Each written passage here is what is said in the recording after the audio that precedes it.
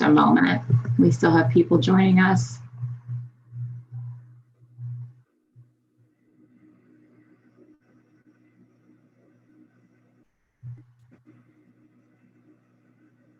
All right, so we'll go ahead and get started. We do still have some people filing in, but let's go ahead and get started.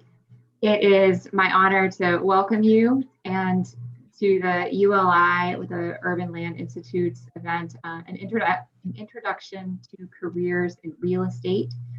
The format is I'm going to introduce the panel and provide a a guided discussion with the panel. And then after that, we're going to break into breakout rooms. And all the participants can go through 2 breakout rooms. So we'll do one and then change to a second. And that's where you'll have the opportunity to network with our panelists, ask them more one-on-one questions, and get to know them a bit. So that is the overview of our event. And thanks everyone for being here. We're looking forward to getting to know you a bit. The Urban Land Institute, we want to thank all of our sponsors, which you can see listed here. The Urban Land Institute is an organization that does not engage in advocacy for any particular industry, but is concerned with advancing the development of real estate and allied professions across the United States. So a lot of thanks to ULI, our sponsor, and this organization that I've been part of for I guess about 1.5 years now, and have gotten to know some really wonderful folks, including all the panelists on the call today. The ULI, we also do have student engagement in ULI. Some of you may be familiar with the Hine competition, which happens every year. That is one of many opportunities for student engagement here with ULI. The Women's Leadership Initiative, which is hosting this event, is to raise the visibility and participation of women in ULI and ultimately in the real estate profession. You're going to hear from insights and hear from a panel of women today about how they ended up in real estate and how diverse the field is. And hopefully we'll give you an insight into why we want to share these insights with you and hope to open those career pathways and make sure people know what their options are. All right. So I'm going to open our panel with a brief overview of real estate from the perspective of an urban planner. And then I'm going to introduce our panelists and we'll start our Q&A. So it is hardly controversial that real estate holds a preeminent place in the world of urban and regional planning. Whether a community is trying to stem capital flight and disinvestment or to contend with commercial and residential displacement that has accompanied the return of real estate investment to many cities, private real estate market dynamics provide the context for the work that planners do. Local planning agencies, private consultancies, and even community-based organizations are seeking planning professionals who understand real estate and related analytical tools. This need has increased interest among urban planning programs to examine and/or expand their real estate development courses, often offered in partnership with business schools and the development community. The intersection of real estate and planning began in earnest in the 1980s with the decline in federal funding for local initiatives. Cities across the country saw increased importance for their export industries and for the role of real estate development. Over time, educational responses developed, and today everything from foundation funding to natural disasters continues to encourage the relationship of economic development planning and real estate. Today, the conflation of these fields poses benefits and significant risks for urban planners, and planners are well advised to keep a focus on the political economy of the real estate field. For example, real estate development enables the extraction of economic rent by people who possess property wealth to the detriment of municipal fiscal stability and to the detriment of households and firms who are vulnerable to rising real estate prices. Real estate is also a vehicle for various social benefits, for example, through the low-income housing tax credit program. But planners need to be aware of whether and to what extent this is an effective and efficient vehicle for achieving community goals around equity. Understanding real estate prepares economic development planners to more proactively engage with developers, participate knowledgeably in public-private development deals, and advocate for public benefits in exchange for subsidy. They can also use it to initiate mission-driven development, focus on long-term impact, and community empowerment. So I am not going to respond to any of the questions as I am going to pose them to the panel. So that was my moment to give you a perspective from my point of view. So with that, I'm going to introduce the panel. I'll start with a brief introduction of myself and then move to Colette Diddle. So my name is Joanna Ganning. I'm the Associate Dean of the Levin College of Urban Affairs at Cleveland State, and I focus on economic development, and I do hold a PhD in regional planning and have come to this from that perspective. Colette Diddle is here. She is a commercial title officer and escrow officer with First American Title Insurance Company. She has been in commercial title insurance for 25 years, specializing in title examining, escrow, and underwriting. She works on projects nationally, from small multifamily units to large-scale development projects. She's the quarterback of the project to make sure the buyers, sellers, attorneys, lenders, developers, and brokers are all on the same page in order for the project to come together and close. Colette holds a bachelor's degree in political science and sociology from Baldwin Wallace College and a paralegal certificate from the American Institute, along with a title agent license for the state of Ohio. Thank you, Colette, for being here with us today. Hi. Suzanne Hamilton is Senior Vice President for Commercial Real Estate Lending at ErieBank.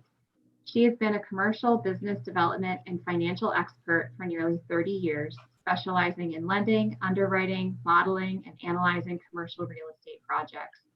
She has worked with clients on projects ranging from $1 million to $75 million. Suzanne holds an MBA from the Ohio State University Fisher College of Business. Thank you, Suzanne, for joining us. Cathryn Greenwald is a partner in the real estate practice group at Thompson Hine. She focuses her practice on all aspects of commercial real estate transactions, including construction and permanent financing, development, public-private partnerships, acquisition and sale of real estate, ground, retail, industrial, and office leasing, and other general real estate matters. And I can tell you she has fantastic stories. Tania Menesse is the Director of Community Development at the City of Cleveland, and she has given me permission to share her news that she will be moving to lead CNP shortly. She previously worked as the Director of Economic Development for the City of Shaker Heights. Director Menesse holds a master's degree from the Levin College at Cleveland State and a bachelor's from the University of Virginia. In her current role, she's responsible for the city's housing and neighborhood commercial redevelopment programs and the city's efforts to develop neighborhood strategies, among other responsibilities. Thank you, Cathryn and Tania, both for being here with us today. That is our illustrious panel. All right, well, I'll open this for questions. We're gonna spend about the next 20 minutes or so going through the panel of questions, and then we'll move to our breakout rooms. So to open with a question to the whole panel, a lot of people believe real estate is buying and selling houses, which it is, but it's also many other things. What is the field of real estate? What jobs are available? What are the allied fields? I can go ahead and start. Good afternoon, everyone. Thanks for being here. I am pleased to be included in this panel with people that I admire. So real estate isn't something, I know at the Urban College you can get a certificate in real estate, but it's not one of those majors in college that you necessarily look for, because real estate isn't in and of itself a single career. It includes so many pieces and parts of it. And the part that I do includes analyzing investment real estate, that type of real estate that includes rents that the owner of a building collects, and the value of that property is directly related to the net rents that come into that property. So at ErieBank, I am a lender, so I lend money to people who own commercial property. So for me, having a degree in accounting and business administration as an undergrad led to my MBA in finance and marketing. And by joining into a banking career, I then used those skills in an area of banking that ended up being real estate. And I would say that if I hadn't just stepped in and used broader skills to fine tune what I do, what I began doing a couple years into my career, that's what you have to do. You have to have an open mind. And I will say that as an aside, my son has a degree in music business management, and he manages a band, but I'm looking for a day job, if you will. He keeps saying, I see management jobs, but they don't say music management. And I said, but the point is your degree is business management. Music is the focus you love. You have to think across a broader scheme to really know what you can do with your skills. Well, so this is Tania, I'll take it from there. So I think real estate, in the lens that I look at it, is really about creating a sense of place. That when real estate agents, developers, builders, lenders, everyone is working together, what they're really looking to do is sell a sense of community, a sense of place, a value proposition to a potential business or a potential resident. And so while of course that property that they're selling is important, all of those attributes, you hear people say location, location, location. And I think that's really true, and that really successful people in real estate understand that all of the amenities, the people who live in a place, the schools, the sense of security, the parks, like all of that is really what factors into real estate decisions. And it's really why I love this work is you see from a city lens or a nonprofit lens of supporting and understanding that all of these other players in real estate are so critical to the health of a city and health of the community, right? If real estate agents aren't saying good things about the neighborhood, about the place, if lenders aren't willing to lend, if they don't feel like their investment is going to be sound, a city can't function. And so we look at the real estate community as our partners in improving that sense of place and that value proposition to potential residents and business owners. I think one of the challenges that comes up when you were trying to describe careers in real estate is that, real estate or real property is the thing that ties us all together, but we really draw professionals from a variety of different fields and a variety of different backgrounds. If you enjoy working with people, you can, work with the City of Cleveland or community development organization that focuses on how real estate interacts with the individuals in a neighborhood. If you love finance and numbers, you can work for a lender or a developer. Developers really could not do what they do unless they had somebody who really understood finance and how to actually make a project what they call pencil out. So actually, make the numbers work. If you are a lawyer, you can be a real estate lawyer. And we also see a lot of folks with business backgrounds. So I think the thing to kind of keep in mind if you're talking about careers in real estate is that really almost any degree in any professional background can be applied to the general real estate industry. And I think that's one of the things that we're going to try to demonstrate for you today is that, I think we all have pretty different backgrounds, but we're all tied together with the idea of real estate. Colette, did you want to add or move along here? No, I agree with everyone. We all have different backgrounds. Whether you like numbers and you work for a lender, or you like the risk analysis, you work for a title insurance company, or you have a legal background and you are, representing either the buyer or seller in a transaction. That is how I would view real estate, that, we all come together.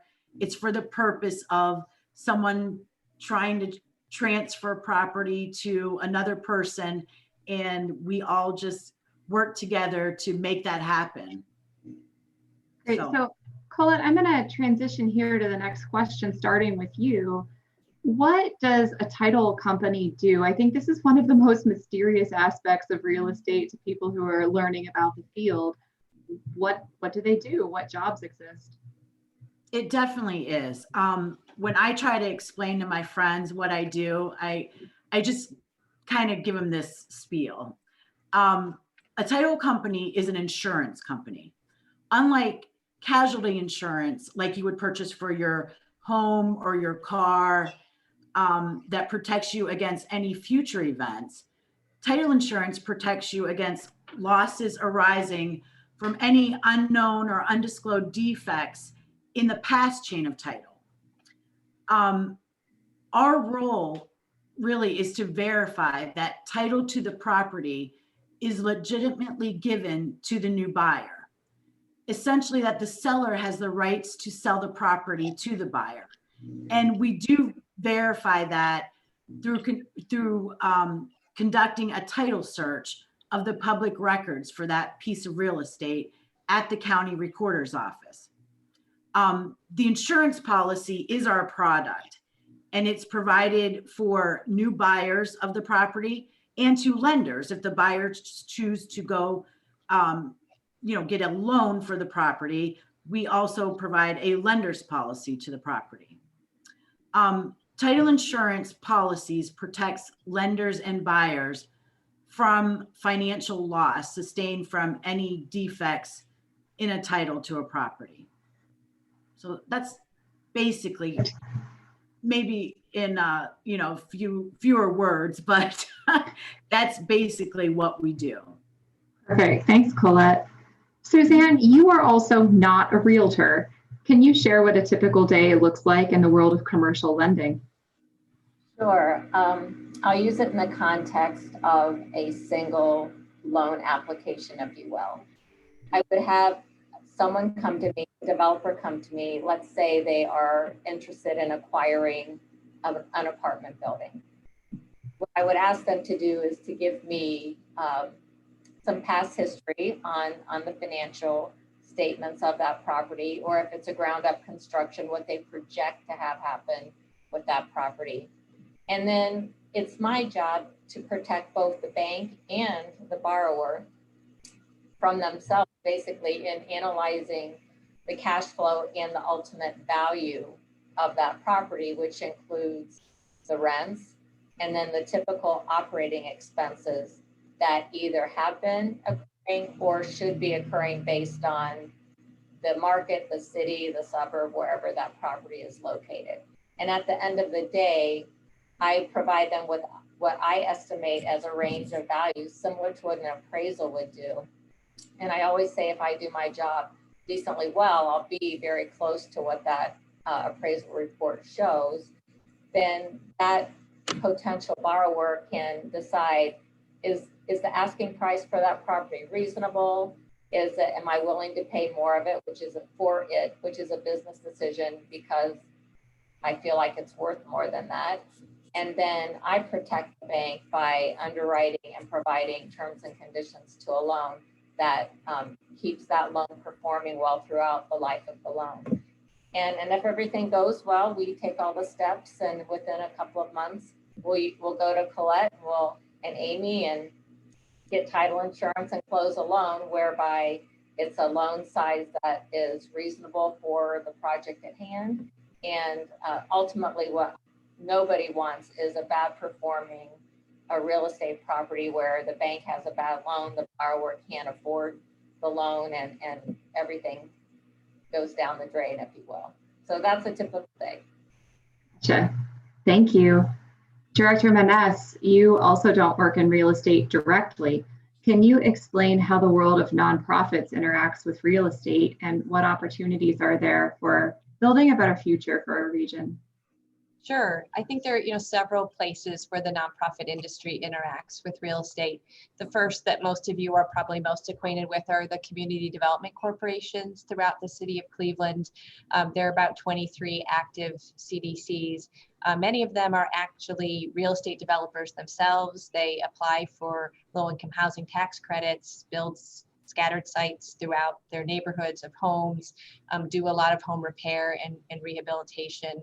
But I think their main role is they're really able to identify the community's needs and help to inform often real estate developers and builders on what the neighborhood is looking for, how to help the neighborhood express their concerns through the design review process to ensure ultimately that the development is sensitive to the community that surrounds it. I think the other two that would be worth mentioning are community development finance institutions. This was my, when I was at Levin, I wrote my master's thesis on CDFIs, and I'm still so fascinated by them. But they are essentially the nonprofit lender that often takes a second or third or sometimes a fourth position behind a bank to make a project pencil. In many cases, CDFIs actually are doing more direct consumer lending, neighborhood developments on their own, but they're this incredible tool that often allows for development to happen, financing to happen in a community that may not be quite bankable yet. And then the third are developers that are really focused on, nonprofit developers that are really focused on affordable housing projects. So here you might think of CHN Housing Partners, to some extent, Cleveland Neighborhood Progress. Several of the CDCs fall in that blanket or in that bucket, sorry. And they're really, again, focused on using low-income housing tax credits to provide housing at price points that are affordable to some of the most disadvantaged in the community, and also things like permanent supportive housing for people who are developmentally disabled or maybe homeless at this point. Great, thank you so much. An open question to the panel follows, and I'm very curious to see what you'll say here. How did you get here? Was it one class, an internship, an experience? And what advice would you give 22-year-old you about professional development in real estate? I love this question. One of the other ongoing programs that WLI hosts is a Friday breakfast series with sort of female leaders in real estate. And we love to ask this question because I think most people, it's a very winding journey. I have a business degree, an undergrad degree from Miami University, and actually got interested in law because I took an environmental studies class. So I went to Cleveland Marshall to be an environmental lawyer. That was my plan. I have a master's degree from the Levin College in environmental studies. And I really, at that point had no idea what real estate was other than my property law class. And it wasn't until I got a summer position with Thompson Hine, which is the firm that I'm at now, that I was truly exposed to what it meant to be a real estate lawyer. Even in law school, it's really not something that people kind of explained to you as an option. And I fell in love with it. So, if you asked 22-year-old me what I was going to be, I would have told you I was going to be an environmental lawyer. So my advice to myself and to everybody else out there is to just be open to new, opportunities. I think we all have this kind of idea in our head of what we're going to be when we grow up. But I can tell you I'm much happier being a real estate lawyer than I probably would have been with the opportunities that would have been available to me as an environmental lawyer. So it's just important to stay open to what's out there. Absolutely. Okay, I'll go next. Oh, go ahead. Go ahead. Okay. I like this question as well because it's my goal was to go to law school after undergrad and find out what area of interest I would like in law school. And that didn't happen. I went and I got my paralegal certificate. Each year I would think, oh, I'm still going to go back to law school. I'm still going to do this. And I was put in this paralegal position at a company called LSI in Moon Township, PA. And it had about 4,000 people. It was a 4-story building. And I was going to be a policy auditor. I had no idea what I was auditing or anything. And I was just going through, they told me what to do. I audited, go on and off a checklist, making sure I had all the things in the file. And from there were so many, I moved to so many different departments. I did vendor management. I did risk analysis. I just moved all around in that company and finally figured out after 2 weeks that this was an insurance company that issued insurance policies. So, and then from there, it was just after, I created something or liked something that I was doing, I just stayed with it. And 25 years later, I'm still doing the same thing in a different role, but still with the same thing. And I always had an interest in history and legal documents and problem solving, and this just fit into my niche. So that's great, Colette. I think, you know, we all have sort of similar kind of meandering stories, but I was a business major and worked for 11 years in telecommunications, and was never that excited about it, honestly, but built a lot of good skills that you need in real estate: project management, financial acumen, process improvement, you know, the things that I use every day today. And I think that's a really important thing to remember, is that you're not wasting time, you're building skills. If you start someplace you don't end up, a lot of that journey is actually helpful to you in where you do end up. Not to be too hard on yourself, but just the quick 2 minutes is, we were living in Denver, and Mayor Hickenlooper was just completely rethinking and redeveloping that city. He went on to be governor, and some of you may remember he ran for president for about 5 minutes. But I just fell in love with that work, and I honestly didn't know that it was city planning. I just was like, okay, that's what I want to do. And I'm from Cleveland, and so it was so amazing to see that the Lehman College provided this opportunity to study in my own town. And then the last part about real estate that's funny is I didn't take a real estate class during my time at Levin, which I've always kicked myself about, because I was really more kind of the economic development track, more business associated. But my first job with the city of Shaker Heights was all about real estate development. And so I was really lucky to go to NDC's real estate classes that the city you know, helped me do that, to build some of those skills. And then, you know, Cathryn kept me out of trouble, which was good. But, you know, I think that spirit of continuous learning and not being afraid to throw yourself into new things has served me really well, and I think made life and career really exciting. This is Suzanne. So literally going into college, I took a very practical approach. I decided to major in accounting because I figured the world would never run out of money somewhere. I ended up with a double major in business administration because as you take classes, you realize, you know, there's a lot more to it, like each of the panel members has talked about. Well, by the end of going into my senior year, I realized after some internships and summer jobs, I really didn't want to be that person with an armband and a visor in a smoky room doing audit, as Colette kind of described. I went on to get my master's degree in finance and marketing because I was learning more things. And I literally had no inclination about banking until the second semester, because I'm old enough, quarters. We were on quarters. I took a banking simulation class just because some of my friends were going to take it. And that is literally the one class out of all of my classes in those 6 years that made me interview with banks. And as I graduated, and because I had done in summer internships, I was fortunate enough to have several offers, including from banks. And I went into a training program, a credit training program with what was then National City Bank.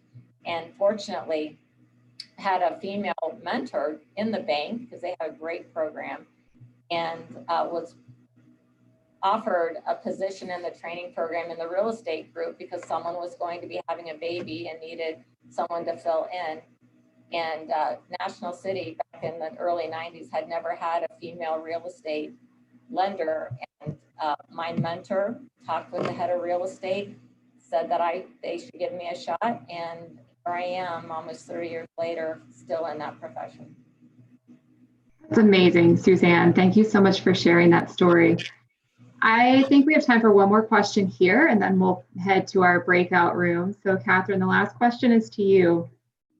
What are the kinds of issues for which you represent clients? And can you think of an example of a case that connects to real places students might know to illustrate the role of real estate law in development?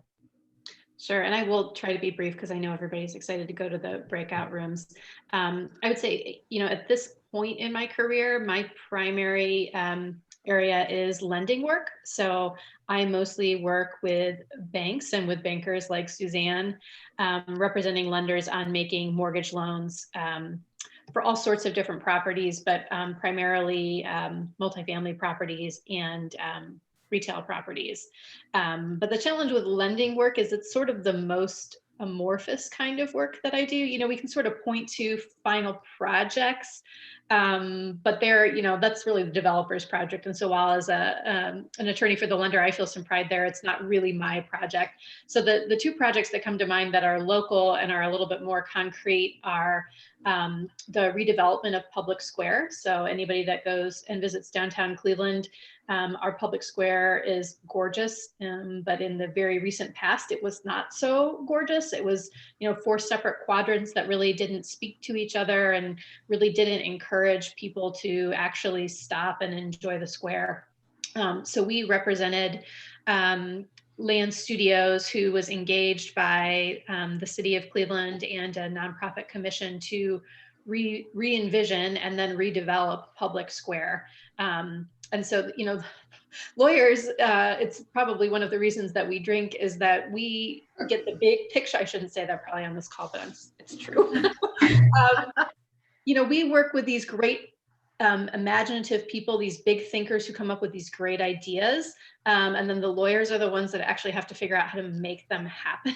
Public Square was a great example of that. They engaged an amazing landscape architect out of New York. He had come up with a beautiful design, but people didn't realize sort of until they got into the nitty gritty that there was about $8 million of utility relocation work that needed to be done to make that project happen. And that money was not in the budget. So my primary role in that project was to figure out how to persuade a bunch of utility companies that they were obligated to relocate their lines at their expense, which was a really big accomplishment because utility companies are not the easiest folks to work with. So it was a very interesting year. The other kind of interesting real estate part of that project is that, you know, we ordered a title commitment. Everybody knows that the city of Cleveland owns Public Square, but you had to kind of establish that. And that square has existed in the city of Cleveland since its founding. So it's actually pretty hard to establish who owns Public Square. And you have to go all the way back to a survey that's recorded actually in Trumbull County, because Cuyahoga County didn't even exist yet, that says the Public Square is owned by the city of Cleveland for the benefit of its residents. So it was really some interesting kind of digging on the title side with First American to establish that, you know, the city truly did own that property. The other kind of local project that is an interesting one that I got to work with Director Menesse on when she was at the city of Shaker Heights is the Van Aken development, which is now complete. So that real estate deal, the developer there is RMS, but the city of Shaker Heights was very involved in that project. They provided some funding for it. They provided some additional real estate for it. So we get to really work on a very interesting development agreement with RMS and with the city of Shaker Heights to make that project happen. And really, as a real estate lawyer, and I think any real estate related industry, there's nothing that's more exciting than to go after years and years of working on a project, to actually go see that project and go have dinner in the Van Aken district or go sit outside of Public Square. So that is really one of the unique aspects of real estate that I think is really great and doesn't exist in a lot of other industries.